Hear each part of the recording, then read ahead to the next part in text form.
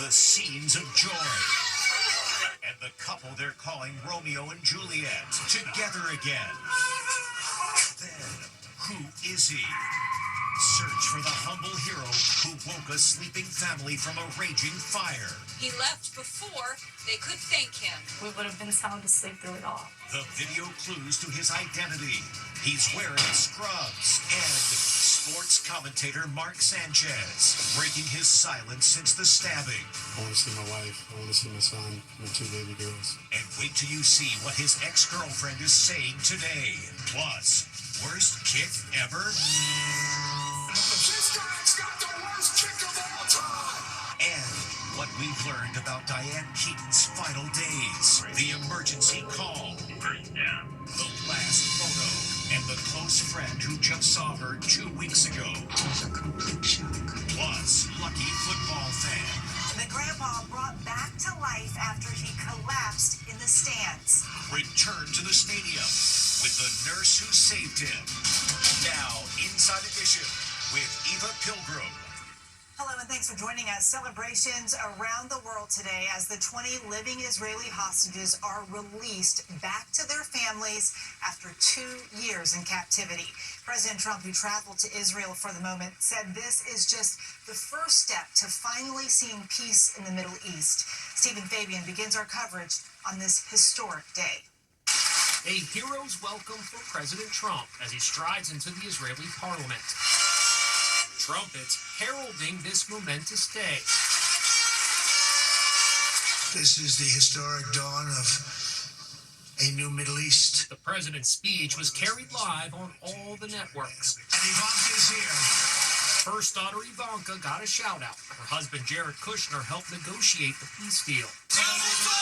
There was one moment of chaos when 2 far-left lawmakers interrupted. The protesters were swiftly hauled away, the speed of their removal impressing Trump. That was very efficient. From Israel, the president traveled to Egypt for a peace summit with representatives from 20 of the world's wealthiest nations, Canada, France, Italy, and Great Britain, as well as leaders from the Muslim world. His peacemaking efforts are being hailed across the globe today, even from those not usually known to praise Trump. It's historic. It is a massive diplomatic achievement, and I think the whole world can breathe a sigh of relief. The families of the hostages couldn't wait to embrace their loved ones, who they hadn't seen in 2 long years. In the words of one ecstatic family member, once they started hugging, they didn't want to let go. Heart-wrenching scenes of raw emotion as the last 20 hostages come home after more than 2 harrowing years in captivity. This 24-year-old musician was given a hero's welcome. Just 3 months ago, he was seen emaciated and forced to dig his own grave by Hamas. This 27-year-old hostage is overwhelmed as he greets family members he feared he would never see again. Crowds cheered as 28-year-old twins, reportedly kept apart by their Hamas kidnappers, returned as one. This 25-year-old, reunited with his father, was one of the heroes of October 7th. Instead of fleeing, he stayed behind to help people wounded in the Hamas attack at the Nova Music Festival on October 7th 2 years ago. There are wails of joy and relief as these parents greet their son, who was kidnapped as he helped evacuate casualties from the October 7th attack. A father rose from his wheelchair so that he could embrace his 23-year-old son after so long. Former hostage Judith Renan watched the joyous scenes from her home in Illinois. She and her daughter Natalie were among the first American hostages to be released in 2023. They've been there for 2 years. What do you think that was like for them? It's basically to live under a Russian roulette. You don't know any minute, any seconds, if you're going to be alive or dead, if you're going to be tortured, you're going to be sexually abused. And this was one of the iconic images of the October 7th attack. Noah Argamani abducted by terrorists on a motorcycle as her boyfriend was marched away. They had been dating for over a year and were planning to live together when they were kidnapped. Today, they fell into each other's arms when he returned alive. They're being called Romeo and Juliet and shared a long-awaited kiss.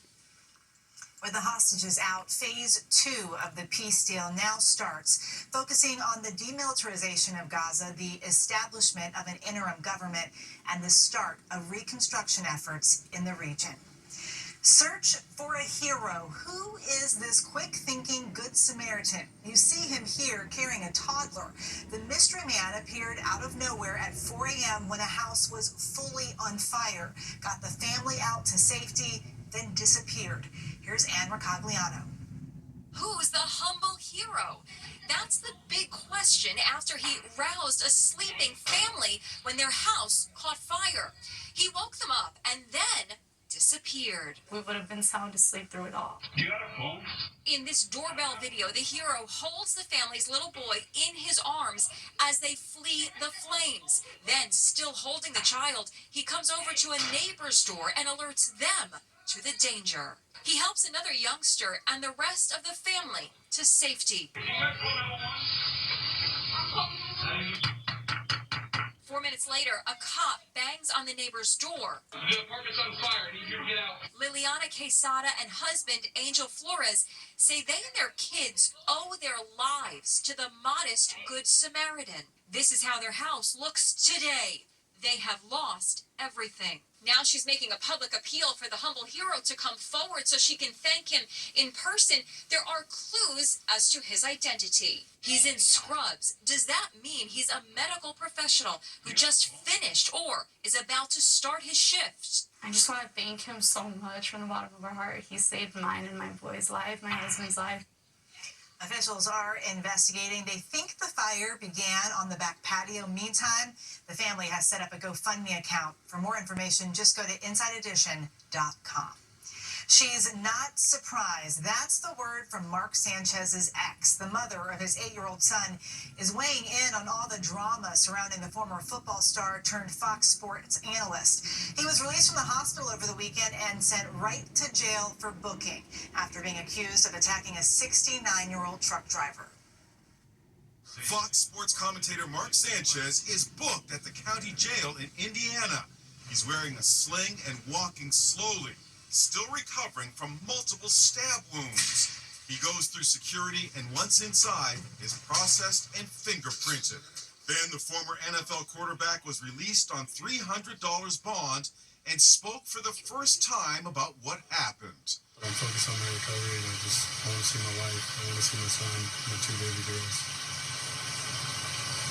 There'll be a day to answer all these questions, and unfortunately today's not that day.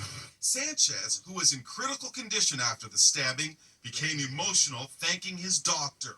I just want to thank Dr. Mossler, the surgeon.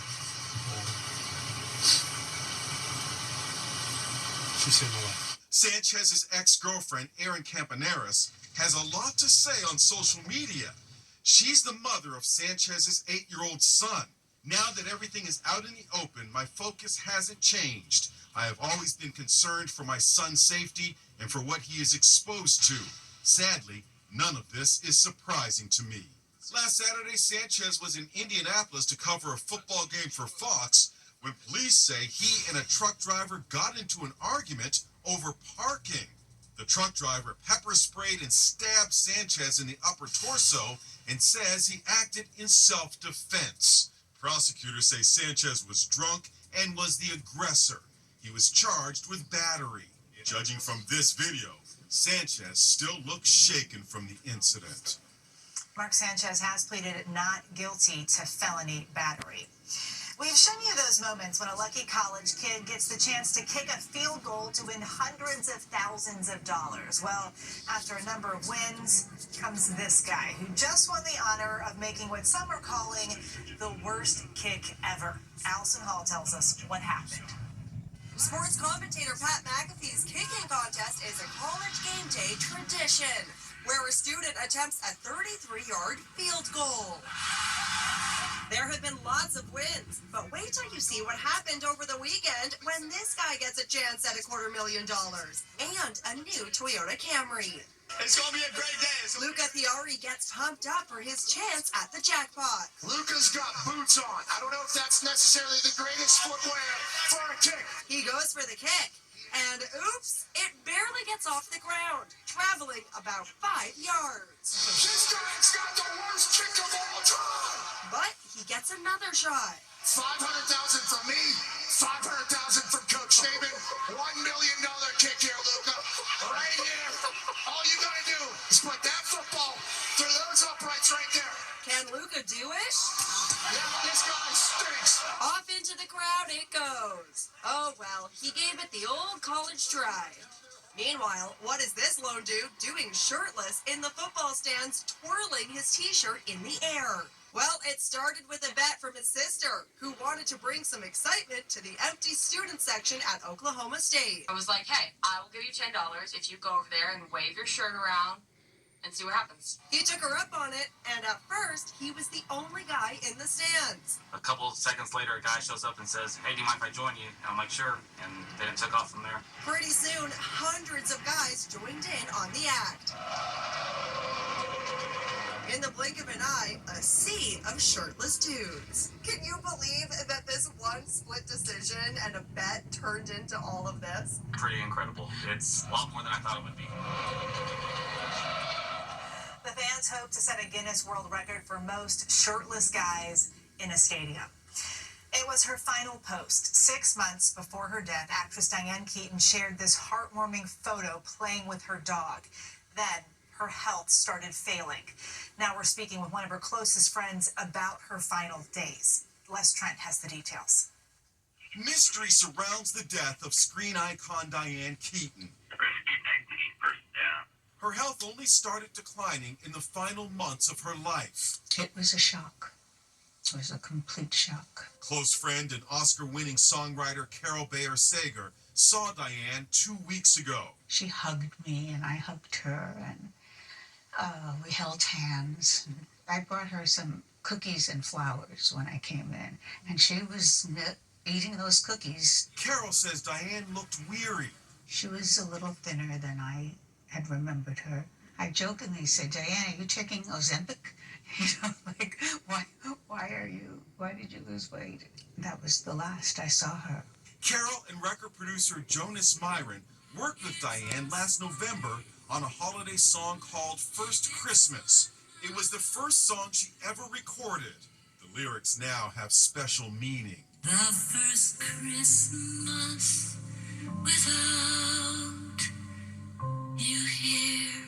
She was obsessed with this song. That's the insane irony, is that now this song, when I hear it, it's about losing Diane. This is Diane's last Instagram post, smiling with her beloved golden retriever Reggie for National Pet Day. The 79-year-old died at her beloved Brentwood home. In her final days, she was surrounded by her closest friends and the 2 children she adopted in her 50s, Duke and Dexter. Actress Sarah Paulson, who was a close friend, was spotted leaving the house in tears. Is there anything you want to say about Diane? Diane's career spanned nearly 6 decades. She made a name for herself playing Al Pacino's wife in The Godfather. She won an Oscar for Annie Hall. La-di-da, la-di-da, la-la, yeah. In 1987, she starred in Baby Boom, playing a career-driven executive who inherits a toddler. Michelle and Christina Kennedy played 14-month-old Elizabeth.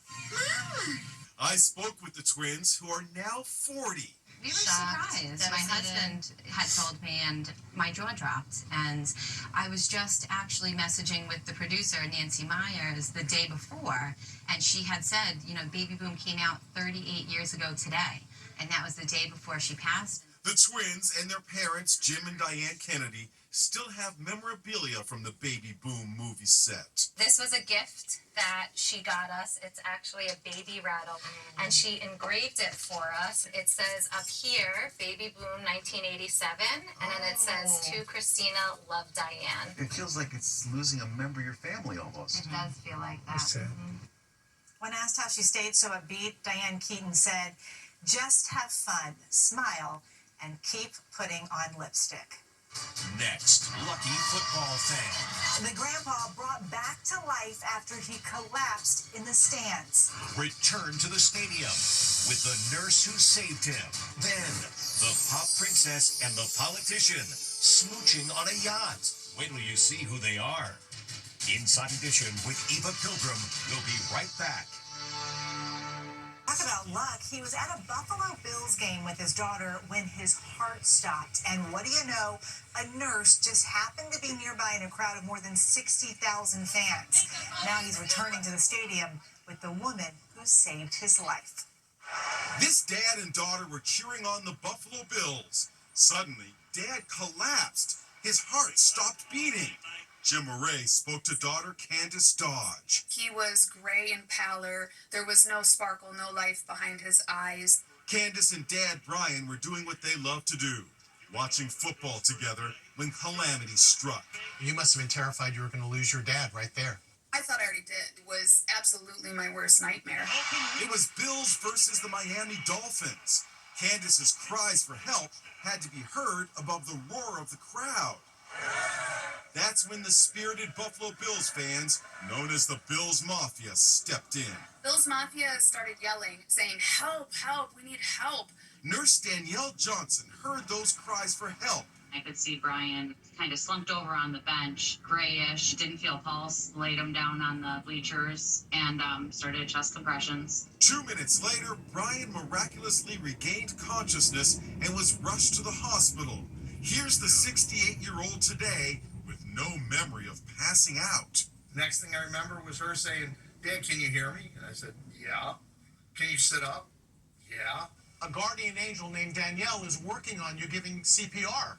You don't remember any of that? I didn't know any of that. The next day, Candace was desperate to track down the hero nurse, but all she knew was her name, Danielle. So Candace made a plea to find her on social media. It was shared 1,000 times, and Danielle had messaged me and said, "Hi, I'm Danielle." Inside Edition brought Dad, the hero nurse, and daughter Candace together for a tear-filled reunion. Where else but at the Buffalo Bills game? How do you hug someone that just saved your dad's life? How do you let them go anywhere but close to your heart? The trio took in the game, this time with lots of smiles and no cries for help. Brian tells us he recently got a pacemaker to make sure a scary incident like this doesn't happen again. Coming up, Taylor Swift finally spotted at a Chiefs game. There she is. After attending a number of Chiefs games without being seen, now comes a Taylor Swift sighting. Look who's back in the stands. It's Taylor Swift, hugging her future father-in-law, Ed Kelsey, while cheering on fiancé Travis at Sunday's Chiefs game.